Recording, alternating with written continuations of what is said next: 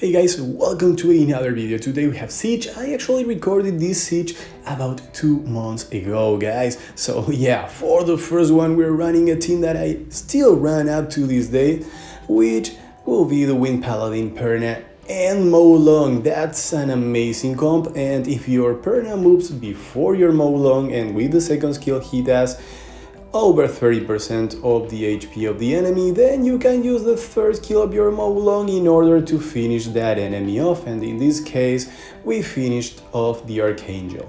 Now guys, you can decide one of two things with this team. Of course, your Paladin has to move before your Panda as well, so she can either give a partial shield to your Moulong so that she gives immunity and the shield, or she can give invincibility to your Moulong so that the recoil damage from his third skill does 0 damage. So yeah, it will be just getting 70% of the HP of the enemy on one strike without any drawback at all, guys. So that's why I really love this comp.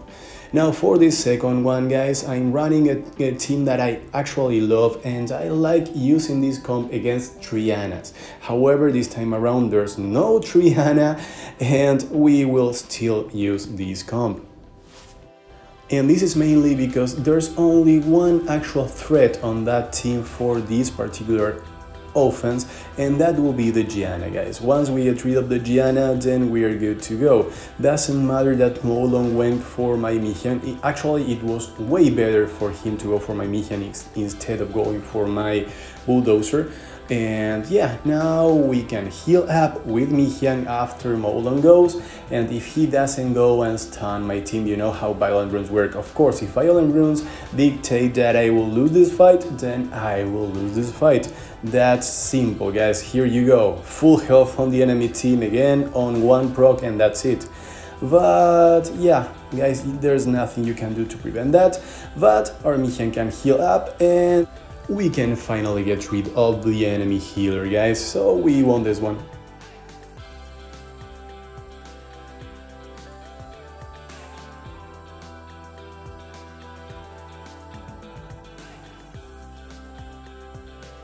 And for this one, guys, the team that I still love the most, this is the Bolverk team, since the enemy has a lot of buffs. Given that they have the Wind Paladin, then we will use those buffs in order to give stacks to our Bolverk and, you know, to do nasty things. We will get rid of the Paladin first, and then we will get rid of the rest of the units. However, if we were to actually lower Theomars up to the Endure buff, then, you know, we get rid of Theomars and that's it. And that's what we will aim for right now. We will proc Endure. Amazing. And now if Perna doesn't move a million times, then we should be fine, guys. We should be able to kill Theomars right now, and then we are 3-on-2 and we have a very big heal from our Bolverk, and we have damage from our Skogul, and of course the Perna will go for Skogul, so our Skogul will actually get his second skill up right away because of his passive. So this was fairly simple, guys.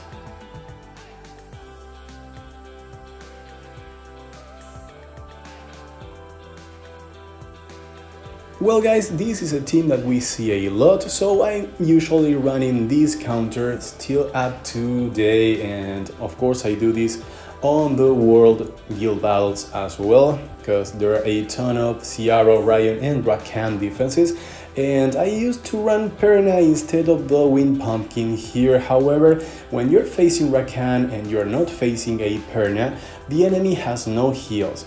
That means that, you know, guys, they basically can't heal, of course, and we will be able to destroy the Ciara faster, and, you know, I feel more comfortable drawing the attacks of the Rakan onto my Wind Pumpkin, since that Pumpkin cannot be defense broken and will give me a shield to actually bypass the damage of the Ciara or of the Rakan himself if any of the other units was to actually be defense broken. And of course, if they land a heal block, that shield can come in clutch as well. So this was fairly simple overall.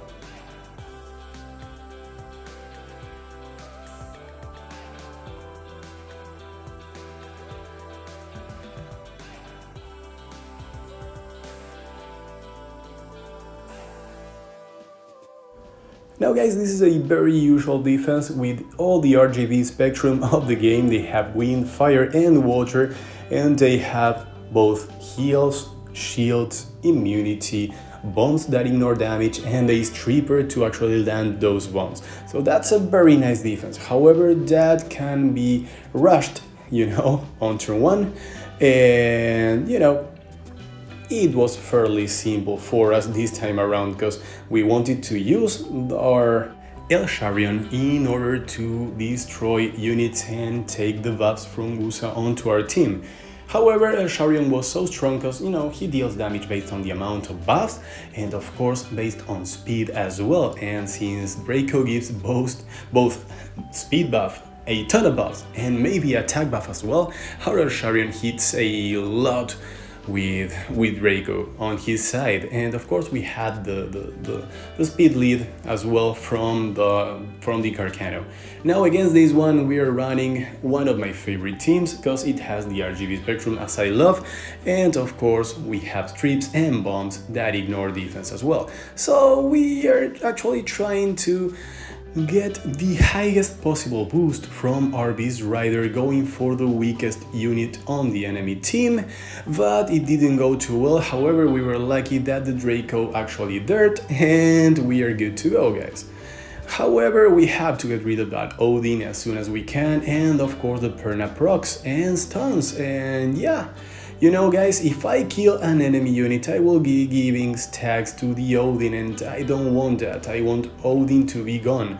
However, our Ciara now has to tank the Perna, so we can get rid of Perna. We will have the first skill of Ken available next turn, so we can actually destroy the Perna if things go well. So let's try to do this. Here we go. Okay, we will be able to get rid of the Perna, and now we can get rid of Draco. So we won this one, guys, and it was a very interesting match, and yeah, I like this kind of fights.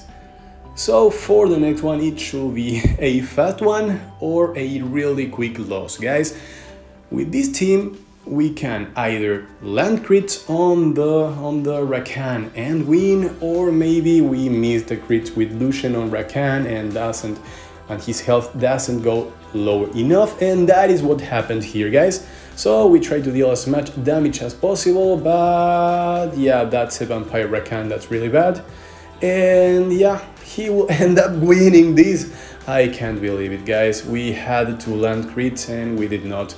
So yeah, we won't land the crit, guys. We won't land the crit we need. So yeah, we lost this one. We lost. I can't believe it, guys. I can't believe it.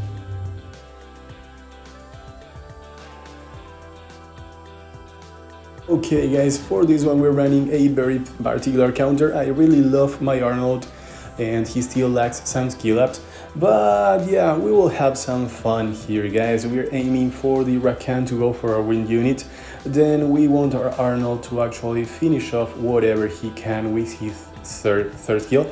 And yeah, we want to land defense breaks and fun stuff with our wind unit right here. And he is doing his thing, but he got the revenges from the Rakan. Now here we don't have any cleansers, so that heal log is really bad for our Abilio. And yeah, I think that if we can defense break this Ciara and provoke her, things will be fairly simple afterwards. And yeah, that was completely right.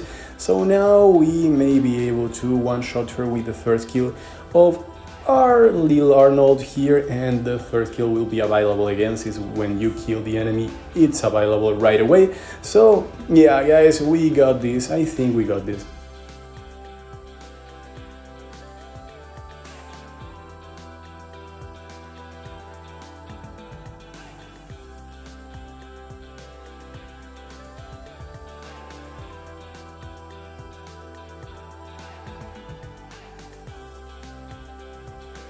And for the final match of this video, guys, we're running a comp that I really love, and I always run this comp against Wusa defenses that don't have fire threats. So in this case it's almost the same. We can actually strip, then we will push back, and then we will maybe land a 2-turn reset on the enemies. However, we failed to defense break the unit that we wanted to defense break the most, which is the one that will revive the full enemy team. So yeah, things don't look so good here, guys. They don't look so good. So yeah, they didn't proc, and that was very good for us. And we of course landed the cooldown increase, but we only landed 1 cooldown increase. So there they are back again here. So what do we kill first? Well, we dismount the Beast Rider first. Now we can strip that revive, but we won't. So we will dismount the Beast Rider. Now we can actually get rid of the Beast Rider. And oh my lord, this is going to get tough. And there's a proc, and that proc was better for me actually, because, you know, he woke up my Beast Rider, so now we can actually land the pushbacks. We didn't land the defense break. Maybe my attack is lower than the defense of that thing right there. I don't think so, but it's a possibility. Now, there we go, we can defense break, we can't, and he slept my unit. Now, will he proc into a revive once more? Or not? Okay, we failed to defense break again, so I'm thinking that the defense of that unit is way higher than my attack, but we won this one, guys. So guys, thank you very much for watching this, and I really hope to see you all in the next one. Bye bye.